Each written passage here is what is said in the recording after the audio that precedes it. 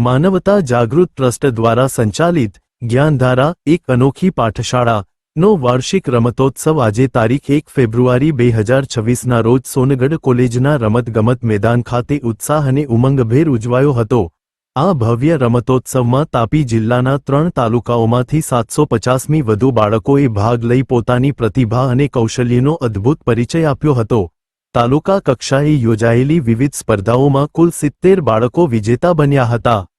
રમતોત્સવ દરમિયાન બાળકો દ્વારા સૂર્ય નમસ્કાર, ચેસ, 100 મીટર દોડ, લાંબી કૂદ, ફૂલ રોપ્સ, કીડીચલ જેવી અનેક રોમાંચક રમતોમાં ભાગ લેવામાં આવ્યો હતો।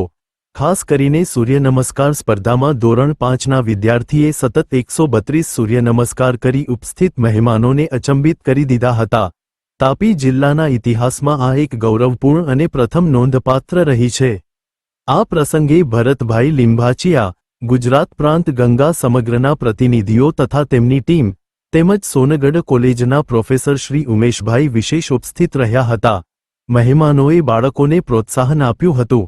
પ્રોફેસર શ્રી ઉમેશભાઈએ પોતાના સંબોધનમાં જીવનમાં રમતગમતનું મહત્વ સમજાવી બાળકોમાં નવી ઉર્જા અને ઉત્સાહનો સંચાર કર્યો હતો।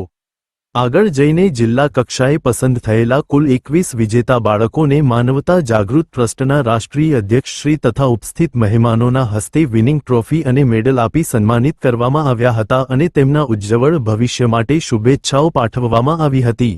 જ્ઞાનધારા ટીમ દ્વારા બાળકોને આ તબક્કા સુધી તૈયાર કરવા માટે કરેલી મહેનતની પણ મહેમાનો દ્વારા પ્રશંસા કરવામાં આવી હતી। ખાસ કરીને જ્ઞાનધારાની બહેનો જે પોતાના ગામના નાનકડા ભૂલકાઓના સર્વાંગી વિકાસ માટે સતત સેવા આપી રહી છે, તેમની સેવા ભાવનાને સૌએ બિરદાવી હતી।